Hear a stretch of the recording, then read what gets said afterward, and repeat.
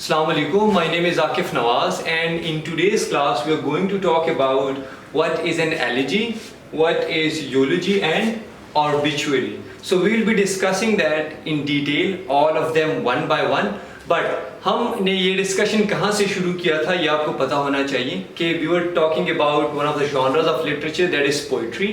Poetry को हमने categorize किया था in objective and subjective poetry में. फिर हमने डिस्कस किया था कि ये दोनों क्या है, दोनों में डिफरेंस क्या है.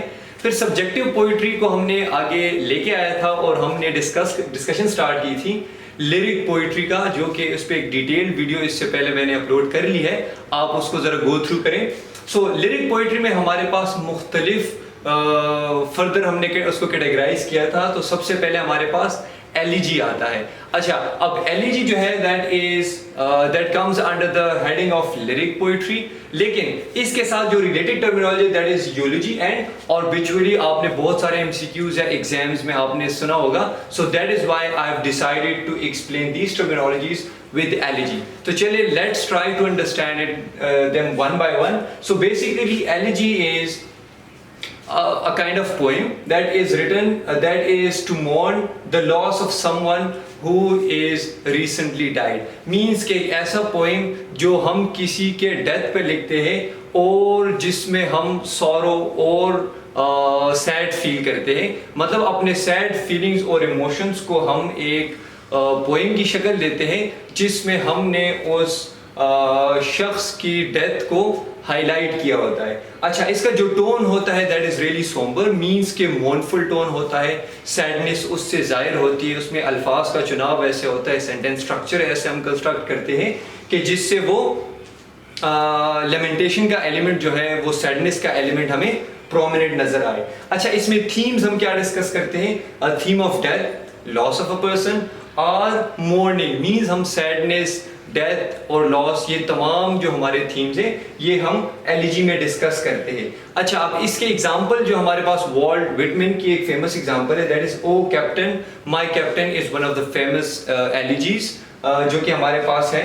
And the next one is In Memoriam AHH, जो कि लॉर्ड टेनिसन ने लिखा है on the death of his friend that is Arthur Hallam, और उसकी डेथ को उसने एक्सप्रेस किया और लेमेंटेशन और सैडनेस को इसने एक्सप्रेस किया है अपने इस पोइम में. So that is what elegy is. Elegy is a poem that is written on the death of a person, जिसका टोन सैड होता है, मोर्नफुल होता है, और थीम्स हमारे पास डेथ, लॉस और मॉर्निंग के होते हैं, मीन सैडनेस के होते हैं. अच्छा, on the other hand eulogy and obituary ये नहीं होते पोइम्स, बट ये इनके साथ रिलेटेड है. चलिए ये क्या होते हैं इसको हम समझने की कोशिश करते हैं. The first thing is यूलोजी. So यूलोजी basically is a speech और अ रिटन ट्रिब्यूट. मीन्स के जब हम एक स्पीच डिलीवर करते हैं या लिखते हैं या कोई रिटन किसी के ऊपर ट्रिब्यूट, जिसको हम खैराज तहसीन पेश करते हैं, in the honor and praise of someone died, means के एक इंसान who has recently died, and हम एक स्पीच या ट्रिब्यूट लिखते हैं उसके ऑनर में और उसमें हम उसकी तारीफ करते हैं. सो उसको हम कहते हैं दैट इज यूलोजी. अब एलिजी में हम क्या करते थे? उसके डेथ को मोर्न करते थे, सैडनेस का एलिमेंट ज्यादा प्रोमिनेंट आ जाता था. लेकिन यहाँ पर हम क्या करते हैं? हम एक ट्रिब्यूट पेश करते हैं जो डिसीज्ड है या जो फोर्थ हो चुका है उसको हम प्रेस करते हैं और उसके ऑनर में हम अल्फाज बोलते हैं. लेकिन ये होता स्पीच है, डिलीवर्ड ड्यूरिंग अ फ्यूनरल और मेमोरियल. सो बहुत सारे ऐसे फ्यूनरल्स होते हैं. अब फ्यूनरल पे स्पीच का डिलीवर करना ये आपको पता होना चाहिए, this is one of the cultures of Christians. तो क्रिश्चियनिटी में ये चीज़ बहुत ही प्रोमिनेंट है. फ्यूनरल्स पे वो प्रेस करते हैं, वो एक स्पीच डिलीवर करते हैं in the honour of a dead person और सेलिब्रेटिंग पर्सनस लाइफ. अच्छा, अब इसमें उस पर्सन की लाइफ के बारे में फोकस किया जाता है और उसकी तारीफ की जाती है, उसके अचीवमेंट्स के बारे में बात की जाती है, उसके बिहेवियर के बारे में, एटीट्यूड के बारे में. So this is what यूलोजी is. अब इसके हमारे पास जो फेमस एग्जांपल है that is I have a dream that is written for Martin Luther King by Robert F. Kennedy. ये हमारे पास फेमस यूलोजी है जो कि लिखी थी रॉबर्ट एफ कैनेडी ने मार्टिन लूथर किंग के बारे में, जिसका नाम है I have a dream. Now the third one is obituary. Obituary is اب دیکھیے جب ہمارے ہاں ہمارے کلچر میں یا ہمارے معاشرے میں جب ہم اناؤنس کرتے ہیں کسی کی ڈیتھ کو تو ہم مسجد میں لاؤڈ اسپیکر کے تھرو کرتے ہیں. لیکن when it comes to Christian culture اور اس کمیونٹی پہ جب ہم آ جاتے ہیں so they don't use loud speakers and all. so وہاں پر اناؤنسمنٹ کیسے کی جاتی ہے؟ notice of death published in a newspaper or online. تو جب کسی انسان کی ڈیتھ کی خبر اور اس کی فوتی کی خبر پبلش ہو جاتی ہے نیوز پیپر میں یا آن لائن، آج کل ہم بھی آن لائن پوسٹ لگاتے ہیں، سو وہ ہمارے پاس کیا ہوتی ہے؟ That is obituary. اب صرف پبلشنگ کا جو ایلیمنٹ ہے دس ڈزنٹ میک آربیچوری. اب اس میں ہم مزید ڈسکس کرتے ہیں. اچھا، brief summary of deceased's life.